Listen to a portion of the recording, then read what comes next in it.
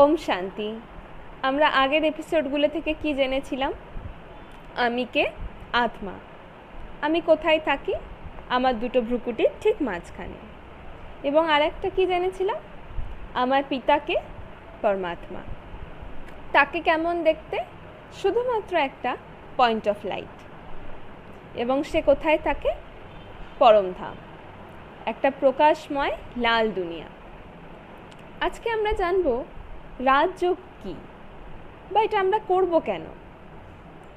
যেমন একটা ফোন, এখন আমরা ফোনে সমস্ত কিছু করি, টিকিট কাটা, বুকিং করা, কোনো কিছু শপিং করা, ছবি তোলা, সমস্ত কিছু। কিন্তু ফোনটা কখন চলে? যখন আমরা তাকে সকালবেলা 1 ঘন্টা চার্জ করি, তবেই সে বাকি সমস্ত কাজগুলো করে। ইভেন এখন আমরা সারাদিনই একবার করে চার্জ করতে থাকি, অর্থাৎ যখন বেশি কাজ করি আমরা সেই ফোনে। কিন্তু আমি আত্মা, যে সারাদিন সমস্ত কাজ করছি, সমস্ত রোল প্লে করছি, আমরা তাকে কি চার্জ করি?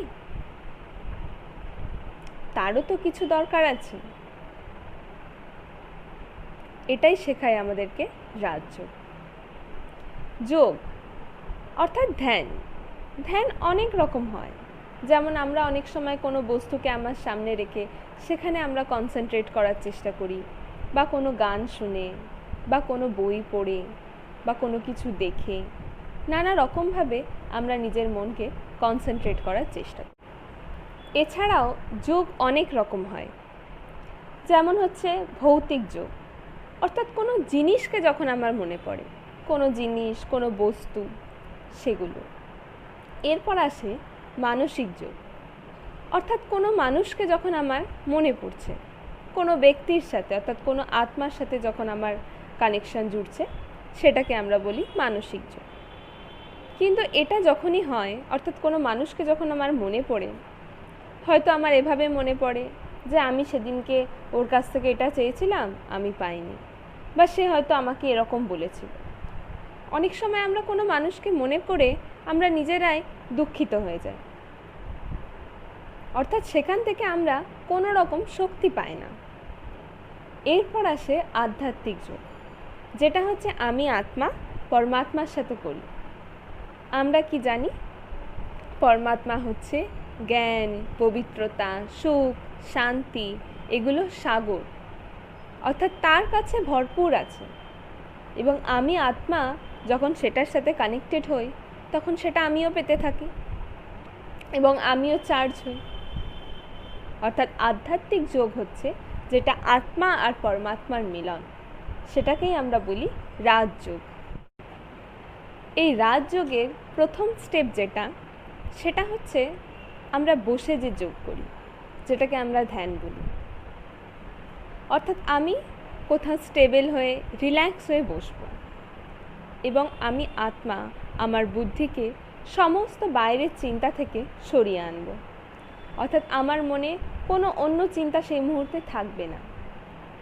এবং এরপর আমার যেগুলো কোয়ালিটি, অর্থাৎ জ্ঞান।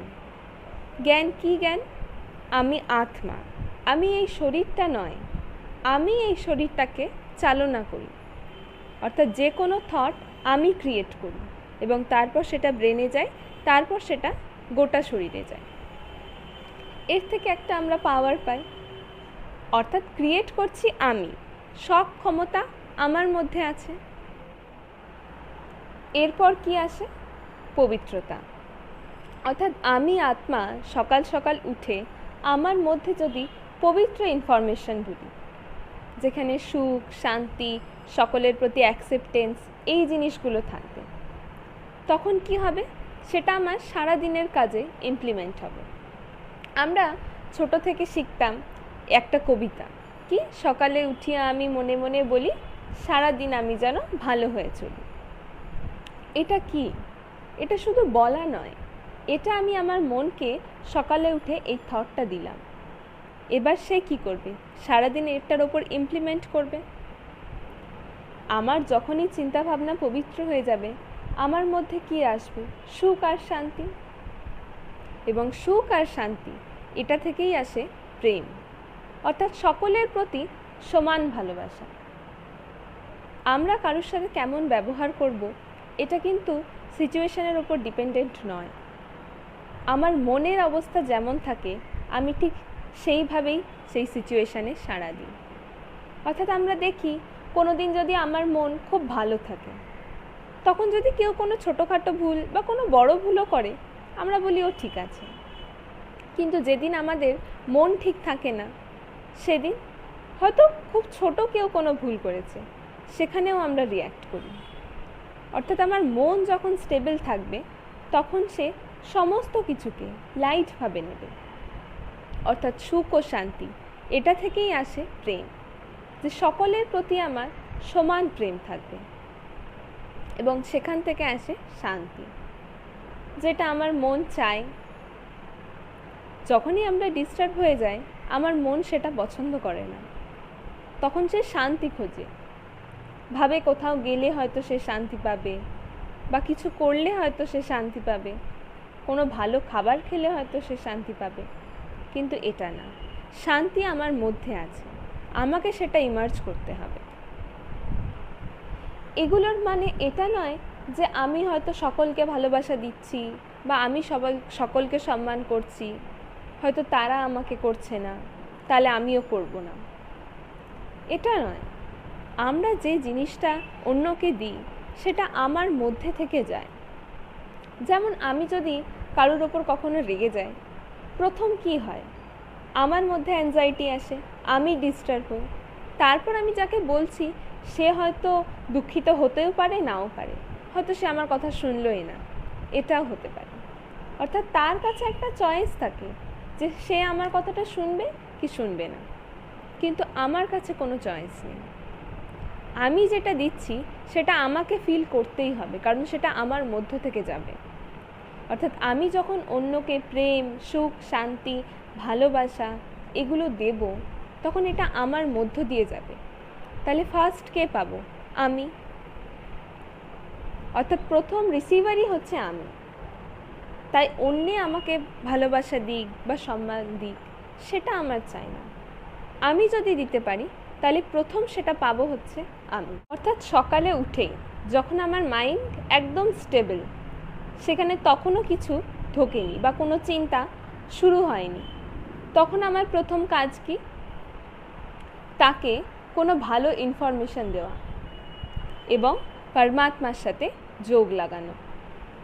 অর্থাৎ আমি কোথাও স্টেবল হয়ে বসবো, আমার মন বুদ্ধিকে সমস্ত বাইরের চিন্তা থেকে সরিয়ে এনে শুধুমাত্র কনসেন্ট্রেট করব আমি একটা আত্মা এবং আমার পিতাকে পরমাত্মা, এবং আমি সেখানে আমার নিজের যে গুণগুলো অর্থাৎ জ্ঞান, প্রেম, সুখ, শান্তি, পবিত্রতা, এগুলো আমি তাকে মনে করিয়ে দেব।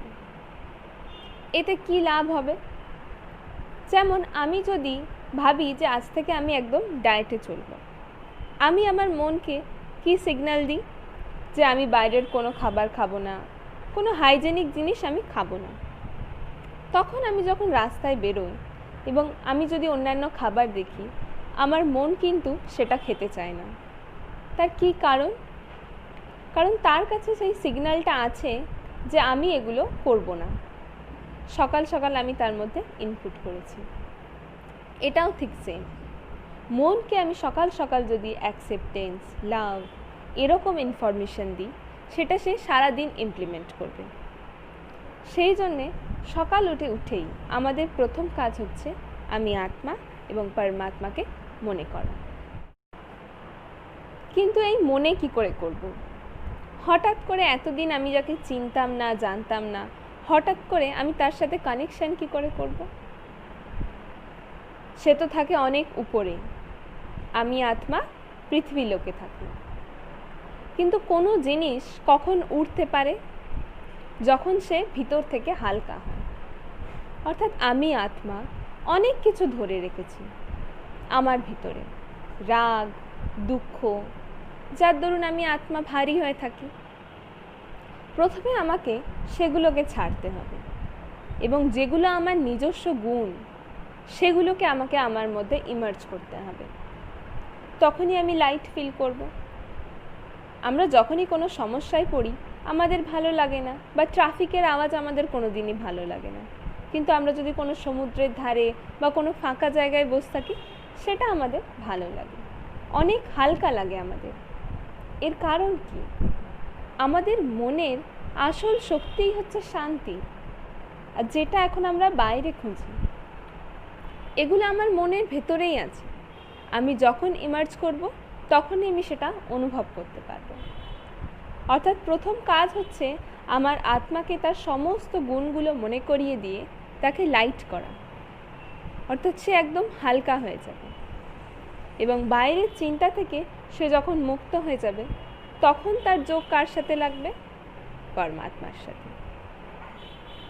এই যোগ আমরা মানুষকে অনেক টাইমেই মনে করি, কখনো সেটা হতে পারে কোনো কিছু প্রাপ্তির জন্যে, কখনো সেটা হতে পারে পরিচয়ের জন্যে, বা কখনো সেটা স্নেহের হতে পারে। পরিচয় অর্থাৎ কেমন? হয়তো আমার বাড়িতে কোনো অনুষ্ঠান আছে, তখন আমি কি করি? মনে করে করে সবার নাম লিখি যে কাদের কাদেরকে ইনভাইট করতে হবে। অর্থাৎ এই সম্পর্কটা কেমন? পরিচয়ের সম্পর্ক।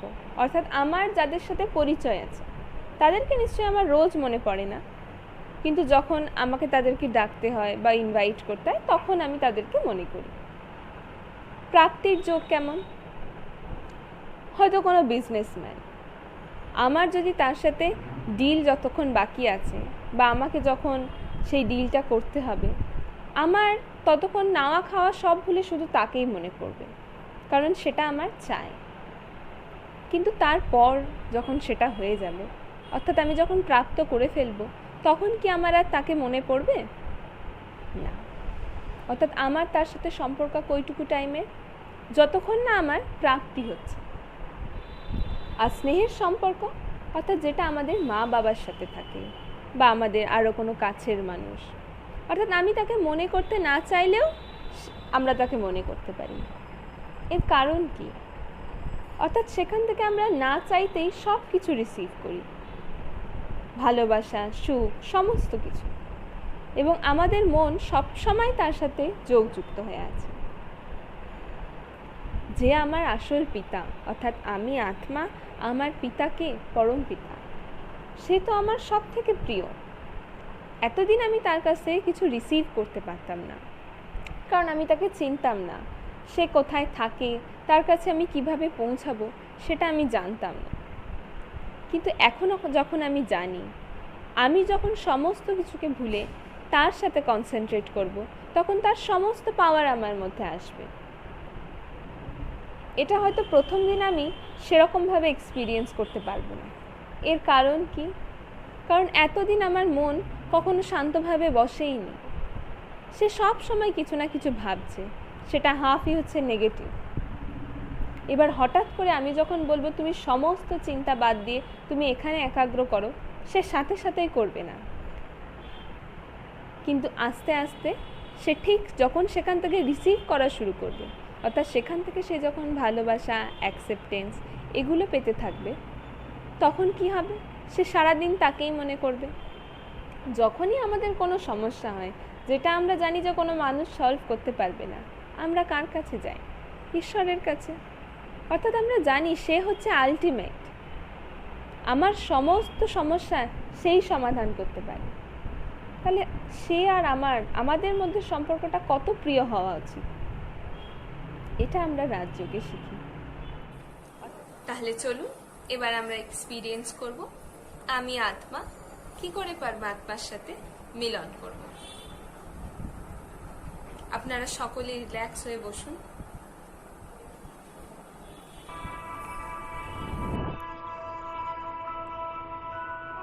আমার মনকে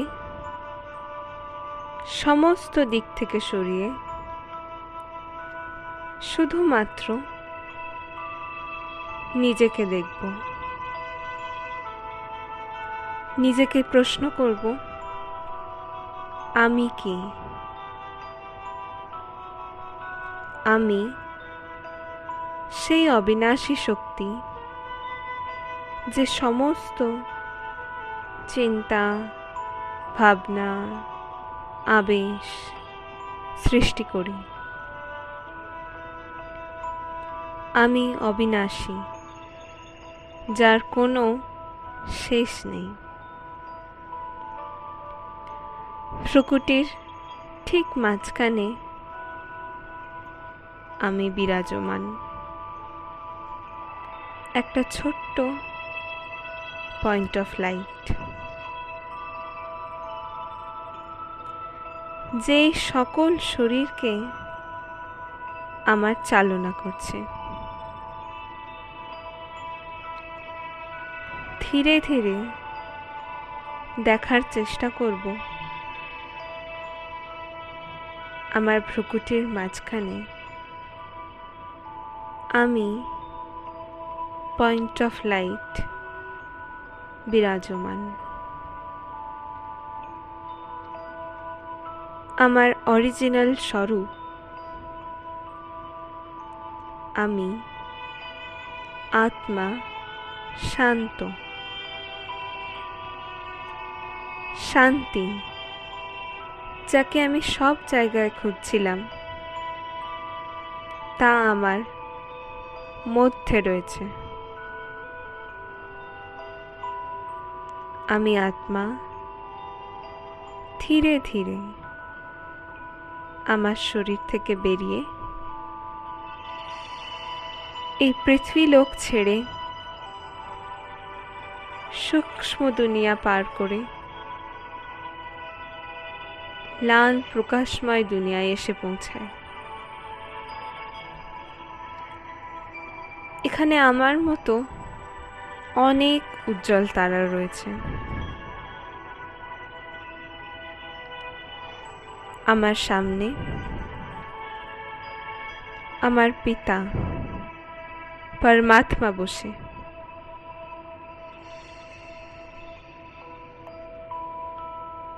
তার কিরণ আমার দিকে আসছে। তার এনার্জি আমার মধ্যে প্রবেশ করছে। আমি আত্মা ফিল করছি।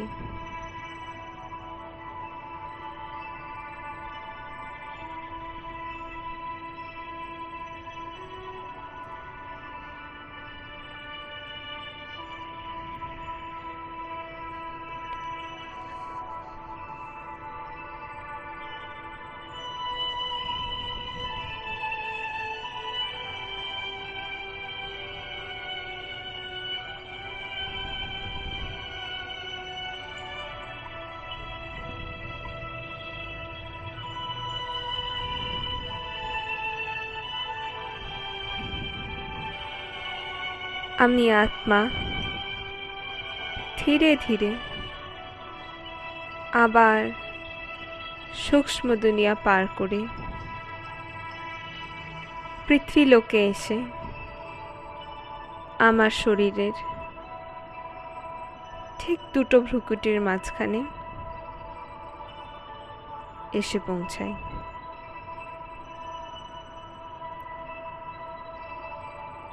আমার থেকে আমার এনার্জি আমার সমস্ত শরীরে পৌঁছাচ্ছে। আমি অনুভব করছি আমার সমস্ত শরীর তার এনার্জি দ্বারা পরিপূর্ণ হচ্ছে।